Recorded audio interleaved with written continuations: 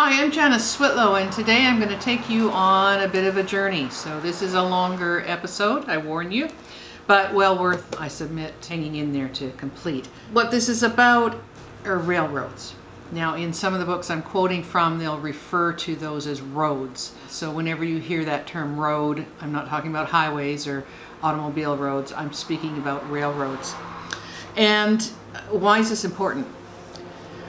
Well, because the vast majority of these railroads and everything else that was provided with them, which I will be detailing on a summary basis, because this is something that would require 2-3 PhD students to work with me to actually detail out the full wrongdoings, if you will, the areas where these were constructed, but not lawfully. What does that mean? The whole premise of interests in land is that they must be grounded in a lawful basis. Under the treaties, only the crown and her governments could do certain things and take up land, for example, railroads being a key part of that.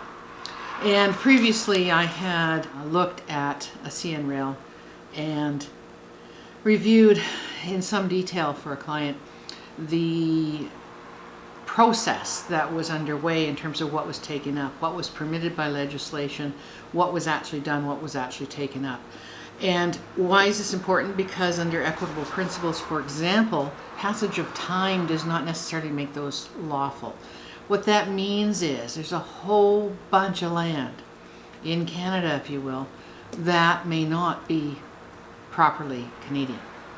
So let's start in. And I'm just going to briefly reference a couple of key things here first before getting into more of a chronology of railroads. And what I'm referring to are the Chronicles of Canada. Again, this is a number of volumes. In this one I'm quoting from right now is volume 29, The Day of Sir John Macdonald by Sir Joseph Hope. And he's summarizing the Pacific Scandal. This was involved in the Canadian Pacific Railroad. Briefly stated, the charge involved in the Pacific Scandal was this, that the government had corruptly granted to Sir Hugh Allan and his associates the charter for the building of the Canadian Pacific Railway, in consideration of a large sum of money supplied by him for election purposes. This author says that Sir John Macdonald actually addressed the allegations fully and answered the accusations. And the author is obviously very favorable of the outcome, so ends justifies the means approach. But it says, it is difficult to repress a smile when reading the impassioned invectives poured out upon Sir John Macdonald by his political opponents of that day in connection with the Pacific Scandal. According to them, he had basely betrayed his country, selling her honor for filthy lucre.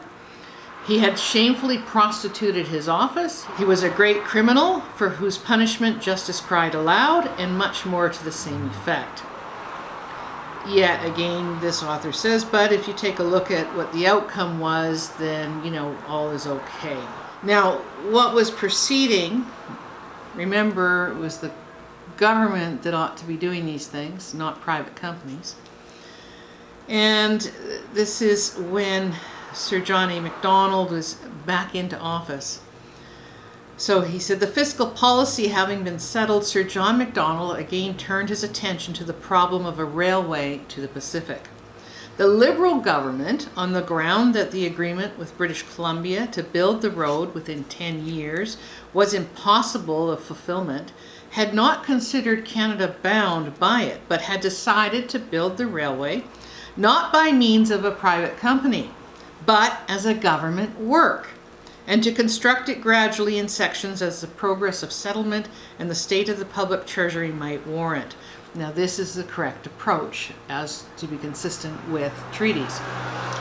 Sir John Macdonald rejected this piecemeal policy and resolved to carry out the original scheme of a great national highway across the continent, that's a railway, to be built as rapidly as possible so as to open up quickly the resources of the Great West. So he proceeded with the private company approach.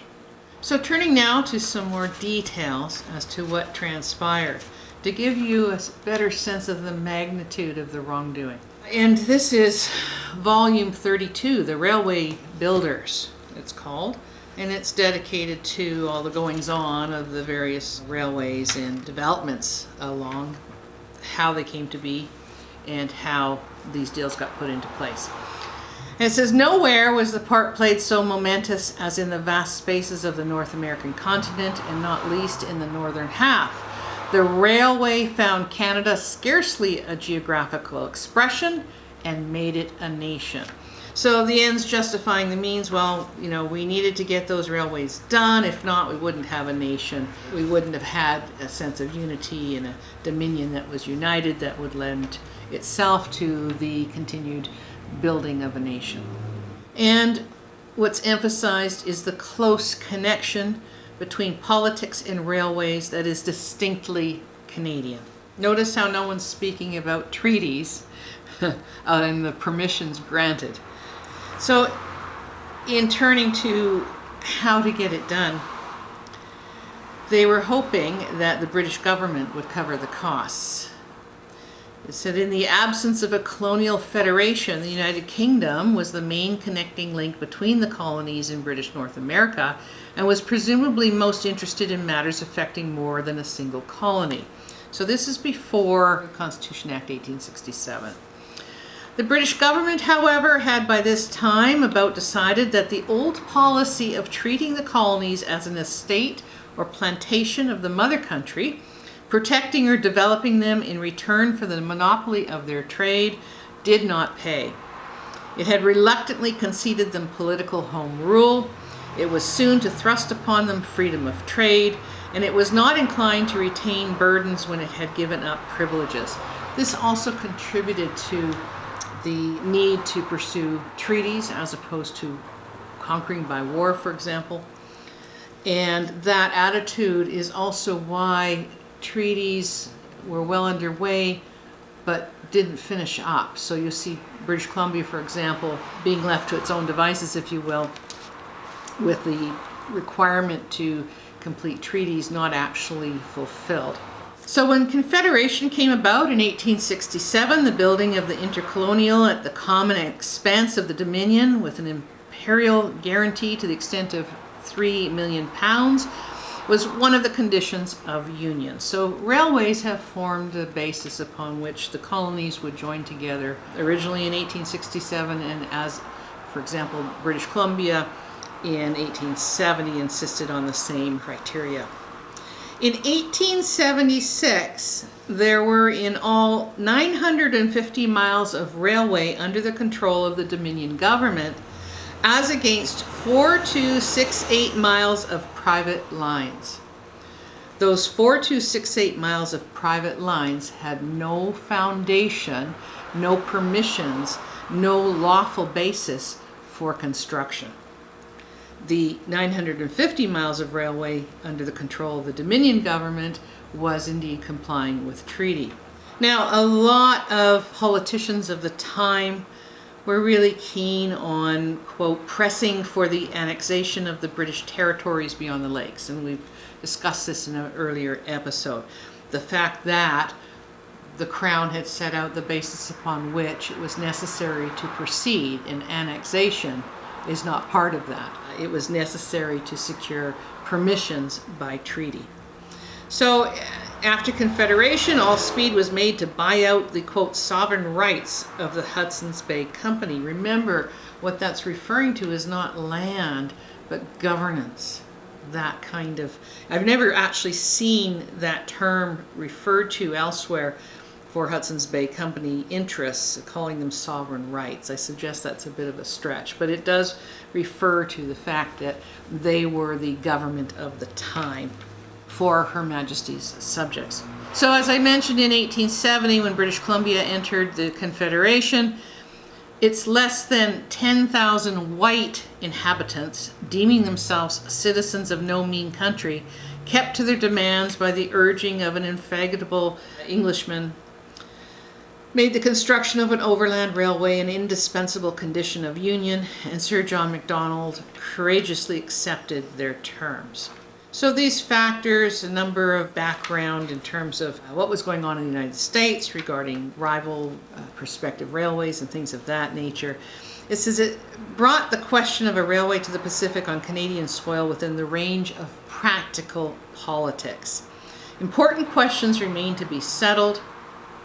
During the parliamentary session of 1871, the government of Sir John Macdonald decided that the road should be built by a company, not by the state, that it should be aided by liberal subsidies in cash and in land. Now remember, the taking up of railways, again, that development needs to be done by the Canadian government or a crown corporation, and only so much land is needed for the railway purposes could be taken up.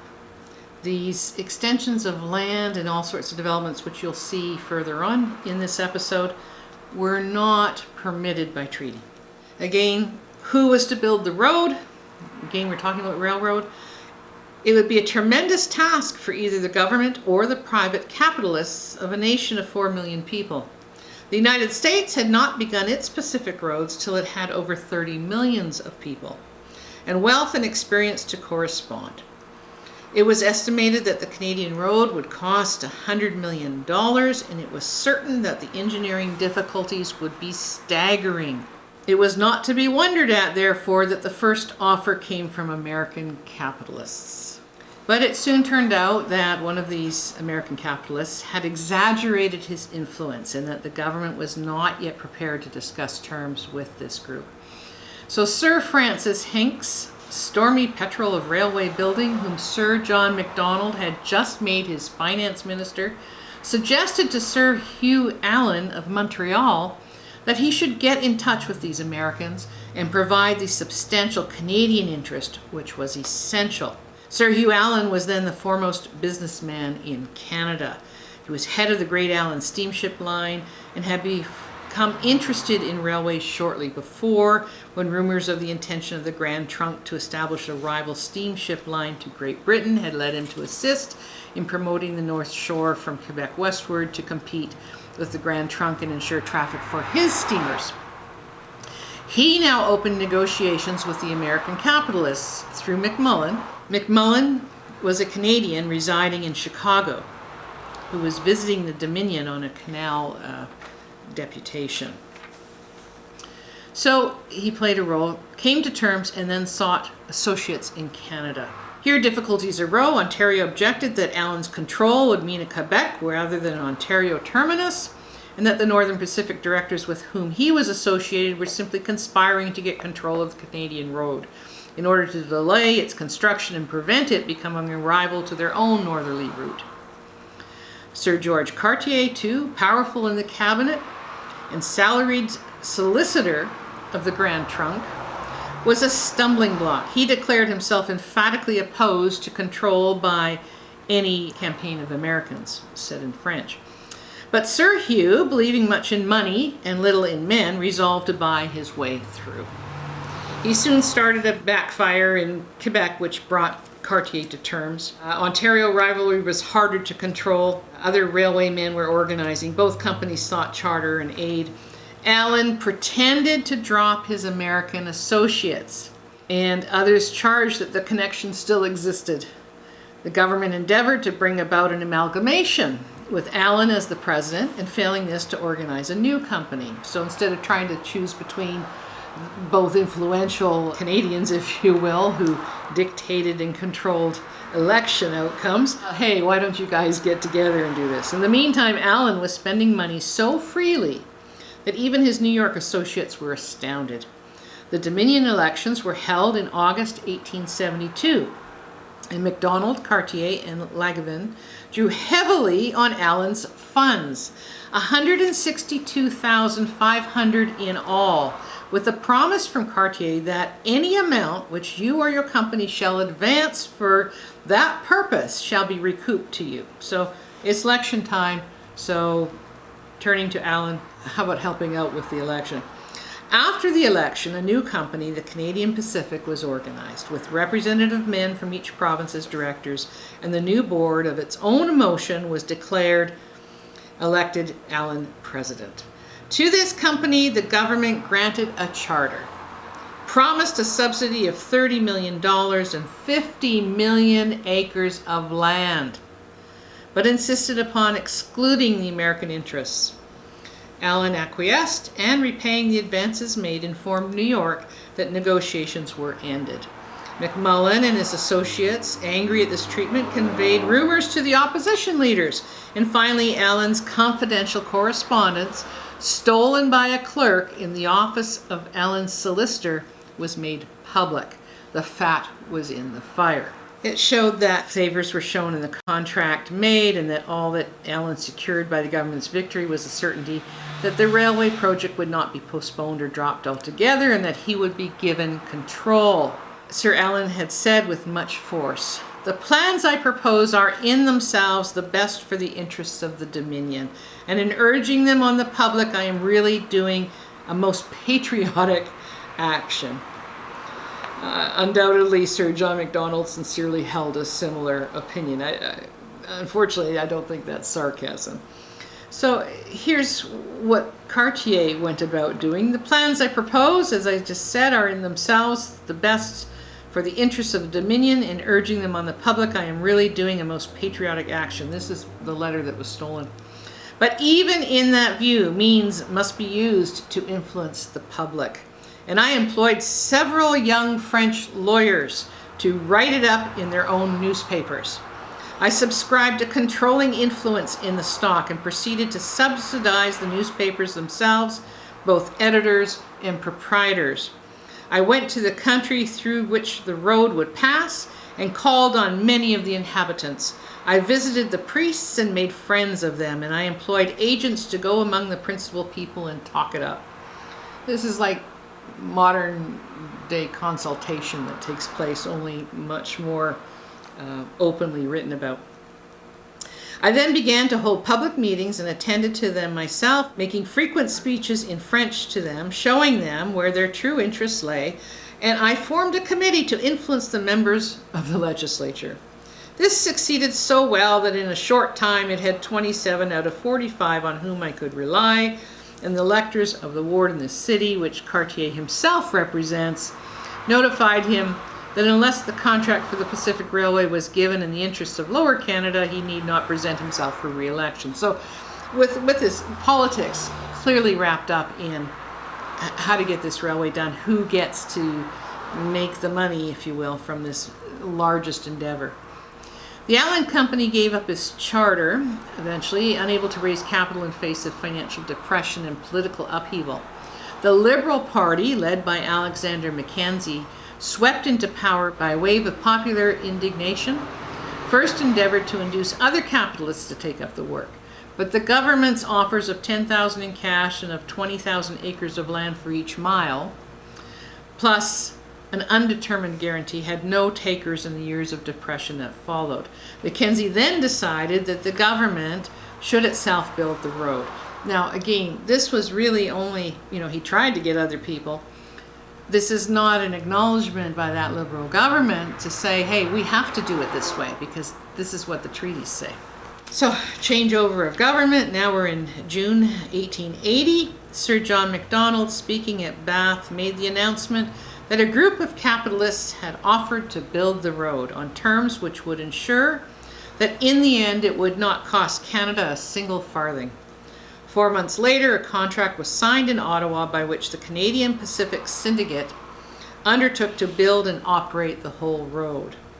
An entirely new turn had been given to the situation, and the most important chapter in Canada's railway annals, if not her national life, had been begun. The leading members of this new syndicate were, quote, a remarkable group of men. Probably never in the history of railway building, not even in the case of the Big Four, who built certain ones in the States, had the call of the railway brought together in a single enterprise men of such outstanding individuality, of such ability and persistence, and destined for success so notable. The Canadian Pacific was not their first joint enterprise. And it goes on to describe how they actually made their fortune. And when they were building in territory of Minnesota, they soon ran into some difficulties. The state gave the new company millions of acres of land and a cash subsidy. Municipalities offered bonuses. and a small amount of stock was subscribed locally. 5 years passed, and not a mile had been completed. The company looted into insolvency by fraudulent construction company contracts, was reorganized as the St. Paul and Pacific, heir to the old company's assets, but not to its liabilities, and a beginning was made once more. So this is the core of the people that formed the syndicate that were pursuing and going to build the Pacific Railway. Now, one of the persons involved in this was none other than Donald Smith. He had spent a generation in the service of the Hudson's Bay Company. His name has come up before in our episodes, mainly in the dreary wilds of Labrador and on the shores of Hudson's Bay. When in 1871 he became chief commissioner of the organization, he had served so long and so well, it seemed to most men that he was definitely settled in his life work and probably near the height of his career. But fate knew, and Donald Smith knew, that his career was only beginning. There was a lot to be made from this railway stuff. So looking further on, thus in June 1879, the whole system comprising, and this is speaking about what they had done in Minnesota. Thus in June 1879, the whole system comprising 667 miles of railway, of which 565 were completed, the land grant of 2.5 million acres, came into the possession of the little group. So they had worked the system in the States, became very wealthy, taking advantage of especially land grants, etc. And now they're ready to start up in Canada. And just let me describe that a little more. The after fortunes of the road, which 10 years later expanded into the Great Northern of today, do not concern us here. It is only necessary to recount that the harvest reaped by the adventurers put the tales of El Dorado to shame. And they quickly cashed in and left the area. And where did they come? To Canada.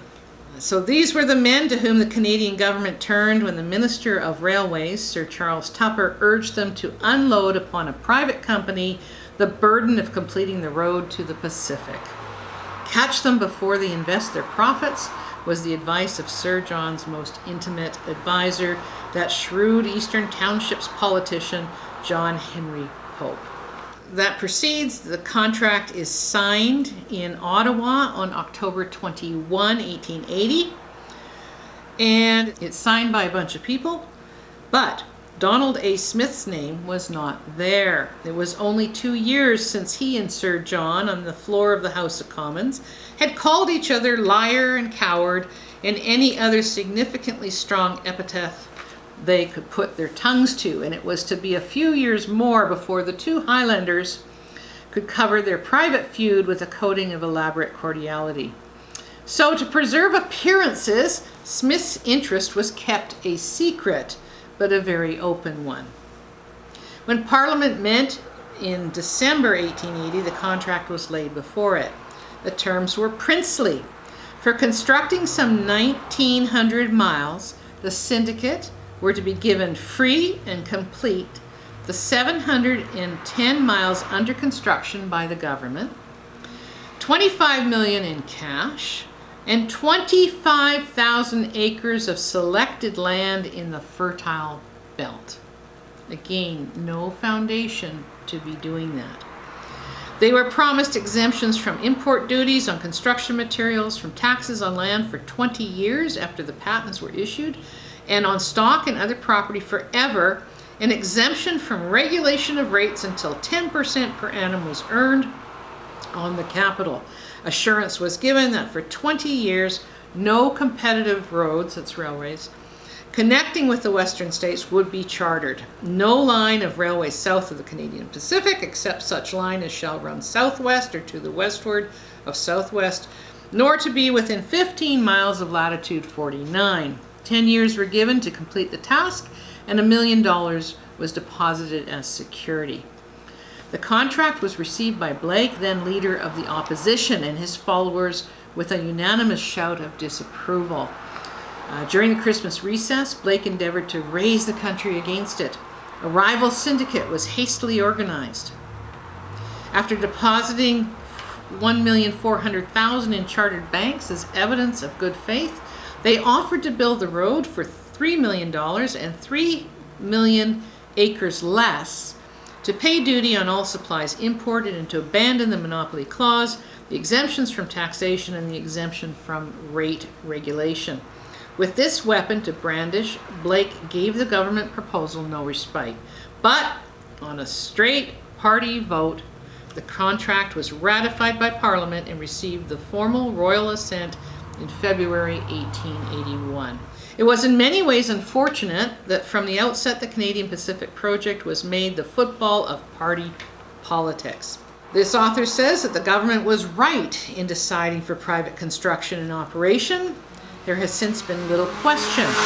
To build and operate a pioneer road, to make the inevitable United States connections or extensions, to undertake the subsidiary enterprises, and to enter into the flexible, intimate relations with producers and shippers necessary for success were tasks for which government departments were not well fitted.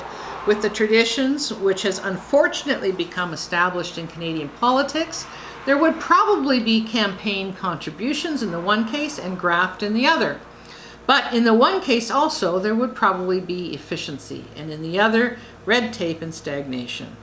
But no one has again considered whether either of those options, as described there, are indeed lawful. Particularly, we're talking about subsidiary enterprises. Sir John Macdonald had lightly prophesied that in the end the road would not cost Canada a single farthing. He doubtless meant that land sales would repay the expenditure. Even this did not prove true, and the statement awoke unreasonable expectations as to the bargain to be made. When the contract was made public, it was denounced as meaning nothing more or less than that the country was to build the road and present it gratis to the company. To anticipate a few years, we may note the actual results at the end of 1885, when the last rail had been laid. And indeed, on November 7, 1885, it was Donald Smith, from Hudson's Bay fame, who drove the last spike in British Columbia. The cost of the main line only, including the government sections and of equipment to that date, was approximately $150 million. From private sources, some $50 million net had been secured.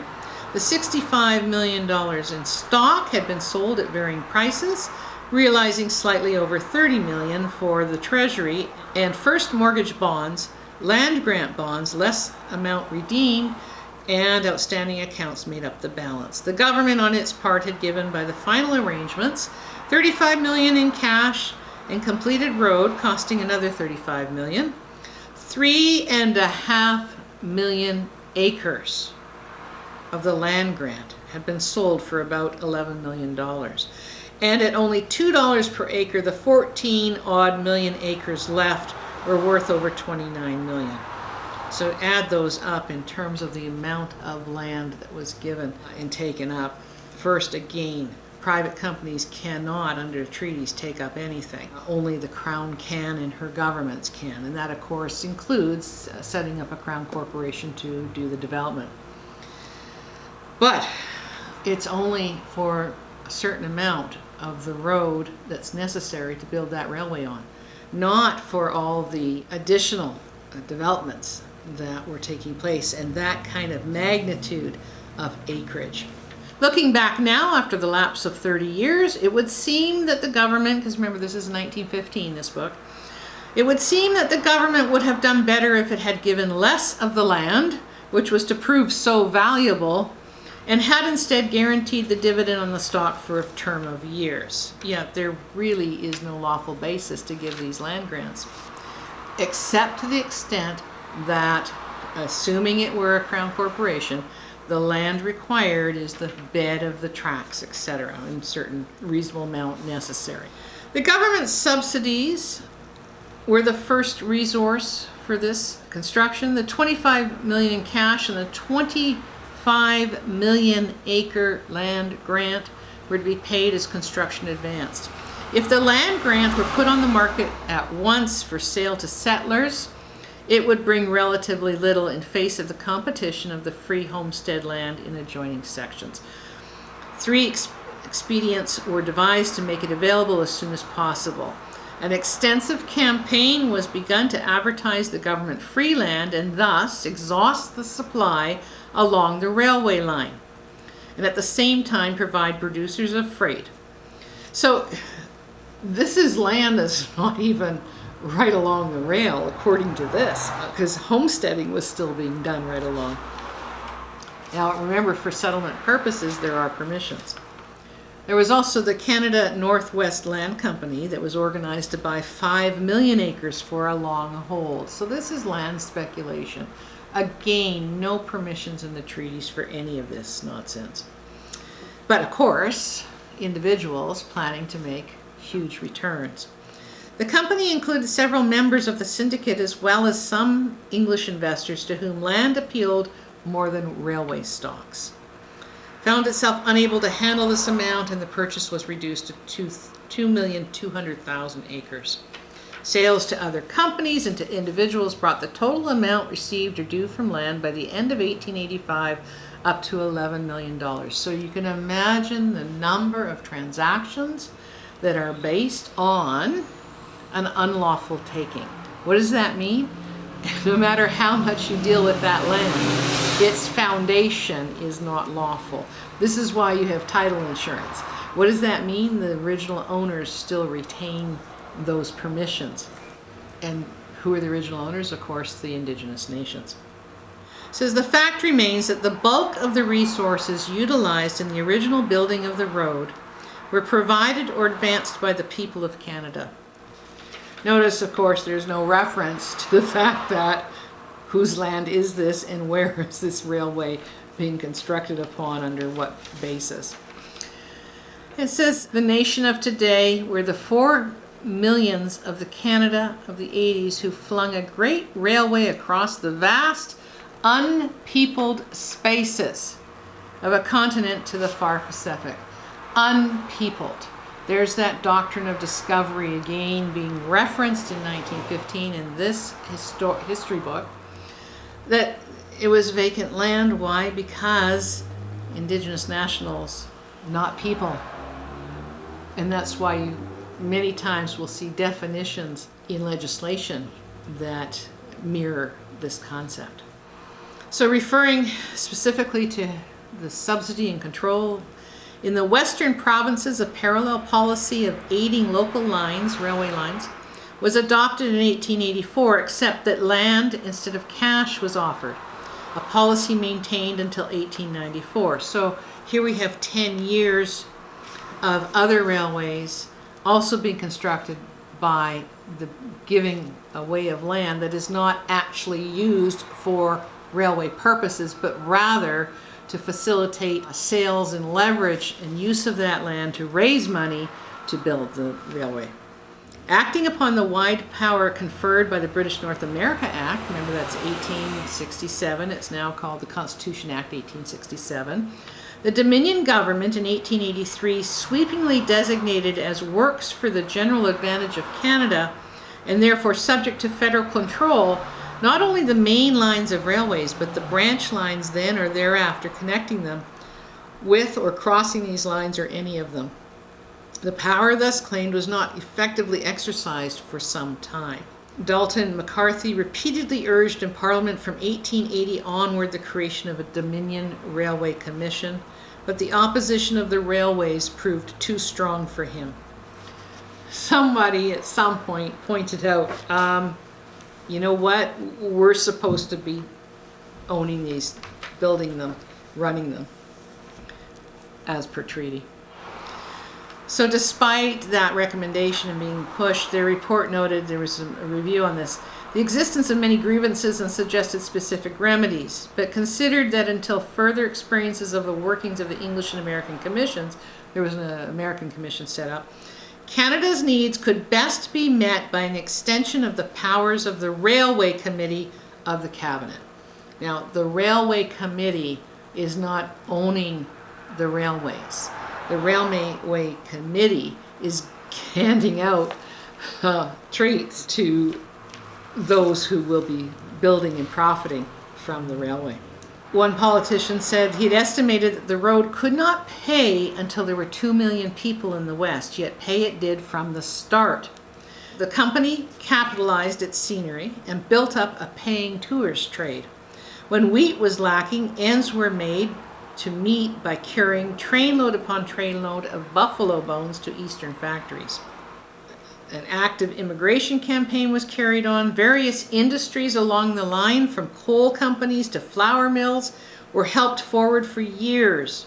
A loyal staff was built up, and by grace of efficiency, the company pulled through until the lean days of the early 90s were over.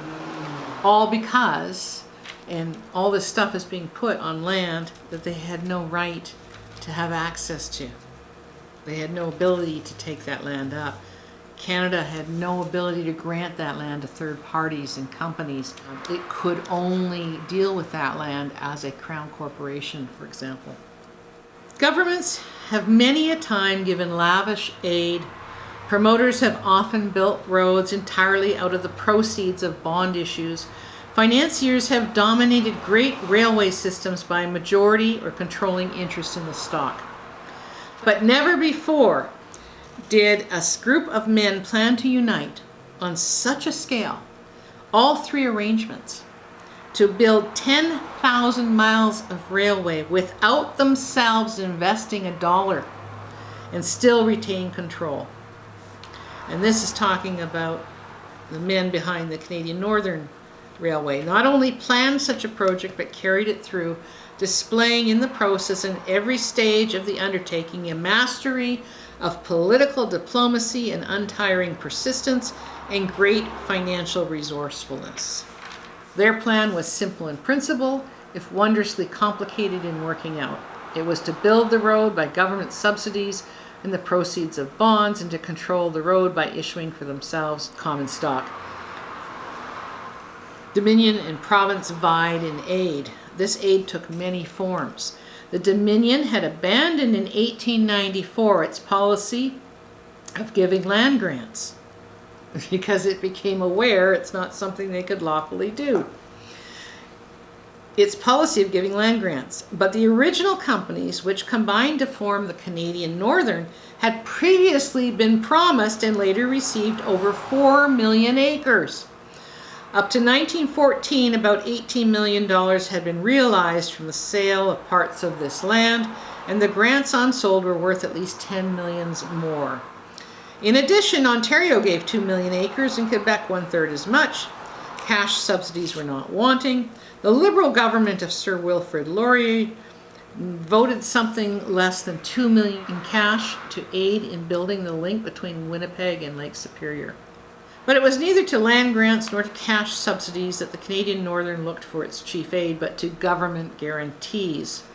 This device, the main form of state aid given in our first railway era, had long been discredited by the unlucky fate of the Grand Trunk and the Northern Guarantees, and had been sparingly used since. To the Canadian Northern, its revival was chiefly due. It was a seductive form of aid, provided that the railway thus had good traffic prospects. The government stood little chance of loss, and the railway greatly gained by the certainty of the sale of its bonds and the higher price secured. But like other forms of credit, state guarantees are difficult to keep within bounds and compel ever fresh extensions to save the old liabilities. So Dominion and province alike found. From 1903 to 1911, under Sir Wilfrid Laurier, the Dominion guaranteed bonds of the Canadian Northern system to the extent of 56 millions. From 1912 to 1914, under Sir Robert Borden, it endorsed the Canadian Northern's notes for 49 millions more. Nor were the provinces behindhand. Mainly in the 7 years from 1908, the 5 westernmost provinces pledged their credit on behalf of the same system to the astounding amount of over 130 millions. British Columbia leading, Nova Scotia made a loan of another 5 million. Thus endorsed, usually as to both principal and interest, the bonds of the Canadian Northern were floated with little difficulty, so long as money was to be had at all by any seeker. And the problem was it meant there was no large commitment of shareholders' capital to secure support in difficulty and compel responsibility in management. It meant that the control of the vast enterprise was in the hands of a few men, unchecked by public inquiry or the criticism of independent shareholders, whatever that might be worth. This is exactly what's going on in the conversion of collective assets to private interests and assets on reserve, whereby banned assets, collective assets, are converted and put into privately held corporations with absolutely the same problem: no checks and balances, a few men being able to do what they want, just like those enterprising syndicate players who picked up and reorganized and bought out the assets after putting the original company into dire straits because of quote-unquote fraudulent construction contracts and other dispersals of money, including to the pockets of politicians. Meanwhile, the many subsidiary enterprises, which the example of the Canadian Pacific has caused us to think appropriate to the Transcontinental Railway, had been undertaken by its youngest rival. So again, that was all based on the provision of land, which was not needed to construct the railway on. But this is seen to be, okay, that's how we do it. It's not a lawful way to do it, and also contributes to my continuing statement that Canada is an outlaw nation. Its very foundation in many respects. It's always been. This book also talks about various policies, greater measure of government ownership, politicians resigning, ministers resigning, rival railways opposing openly and by secret plot. 2 general elections were fought on issues of a particular railway. We have changeovers in governments because of alleged scandals. None of this is clean, and none of it is the way it was supposed to proceed. So Canada should be made one and independent, so that justifies the goings-on. Often this national spirit has been manipulated to serve sordid ends in railway as in tariff matters. The flag has covered a multitude of sins. Some of these subsidiary activities included steamship or irrigation, again, construction, investment. Everything that was going on seemed to have been happening on lands that were given to railways. Large expenditures, this is talking specific to the Grand Trunk Pacific. The large expenditure lent color to charges of corruption in the construction of the government section. One contractor had been handled too tenderly for repeated delays. Possibly engineers sometimes stretched classification on a losing contract, and doubtless contractors were, as usual, given the privilege of contributing to the party campaign funds. Again, this was standard course, this notwithstanding how we would feel about it today and how we really should feel about it today. Strategic points, from the magnificent hotels were opened in Ottawa, Winnipeg, Edmonton, with more rustic resorts in the parks along the route. Tourist traffic was stimulated by lowering fares and alluring advertising. Fleets of streamers, all sorts of stuff going on. The unbroken success and the magnitude of the operations of the Canadian Pacific in this period are almost without precedent in railway annals. In 1913 alone, the supreme year of Canadian railway expansion, the Canadian Pacific appropriated for new construction and betterments, equipment, terminal facilities, steamships and hotels, shops and elevators nearly $100 million or more than the original cost of the road. It touched the life of the nation at every conceivable point. A marked feature of the Canadian Pacific policy from the beginning was the endeavor to control subsidiary or allied activities and thus gain well-rounded independence. In later years, a systemic policy of developing its western lands was adopted. Speculative value of the stock based primarily on the growth of traffic and of the value of the western lands still unsold. Dividends, stocks rising because they held these assets, which they had no lawful ability to obtain. The past half-century, government ownership of railways has been much discussed in Canada. dividing attention with the allied question of railway ownership of the government. It cannot be said that any decisive public opinion or policy has resulted. Important steps toward government ownership have been taken in the last 20 years. This is an attempt to try to make lawful what started out very different. And who were these people that were benefiting? And what were the kickbacks like? Hundreds of thousands of dollars involved for politicians. And in truth, a serious indictment could be framed, this author concludes. Efficient government ownership is more difficult in a democratic country where shippers, employees, would-be employees, supply dealers all have influence over the administration than it is in a bureaucratic state. Intercolonial employees were given their posts and kept in them by political influence, and their numbers were often as excessive as energy was lacking. Supplies of coal and new land as required were usually purchased from political friends, with an additional margin for campaign contributions. And at election time, the railroad became a vast political machine. Here's an example of railway in northern Ontario, considered a colonizing railway, but it was built to access mines and minerals, which is another aspect of who can take up that land under treaty. So when the pace of construction slackened in 1914, Canada had achieved a remarkable position in the railway world. Only 5 other countries, the United States, Russia, Germany, India, and by a small margin France, possessed a greater mileage, and relatively to population, none came anywhere near her. 3 great systems stretched from coast to coast. Not only in mileage were the railways of Canada notable. While there were nearly 90 railway companies in Canada in 1914, 90.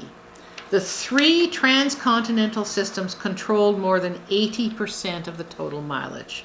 The variety of the subsidiary undertakings, steamships, hotels, express service, irrigation and land development, grain elevators, has already been indicated. The aid given by the state has been remarkable in variety and in extent.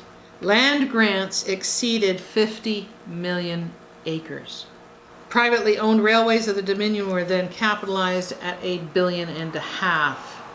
These are huge numbers. So you see why I would need 2 to 3 PhD candidates, one in finance, one in economics, and in other such disciplines, to actually calculate and anticipate the magnitude of the dollar value of this underlying wrongful taking. And this volume on railroads, and this is really the hardest part of all for me, this volume ends as this. But behind these loom up forgotten myriads who also were indispensable. The surveyor, often an explorer as well, striking out into the wilderness, braving sheer precipice and Arctic blizzard in search of mountain pass or lower grade. The man with the pick and shovel, a mighty and ever-shifting army, English navy, Irish canaller, Chinese coolie, Swede or Italian or Ruthenian, housed in noisome bunkhouses, often fleeced by employment agent or plundered subcontractor, facing sudden death by wrecking familiarity with dynamite or slower death by typhoid and dysentery. The men who carried on the humdrum work of everyday track mending, ticket punching, engine stroking. The patient, unmurmuring payer of taxes for endless bonuses. These 2 were perhaps not least among the railway builders of Canada. What about the Indigenous nationals whose land was used unlawfully to actually build these things on? What was taken to construct all these other enterprises? They're not even mentioned. Because why? Well, earlier in this volume, you heard reference to the unpeopled West. So there's a lot that's been done in Canada that has a very unstable foundation, a complete lack in many respects foundation lawfully. There's a huge amount of work that needs to be done to determine just how secure are some of these interests that Canadians hold in these properties. And this happens to focus on railways. And the amount of land, the incredible amount of land also provided that was not necessary for those construction areas. What about all the mines? What about all the pipelines? There's so much of this. The conclusion can really be drawn that the vast majority of land development has proceeded in Canada without regard to what is required by treaty. Those treaties are still in effect.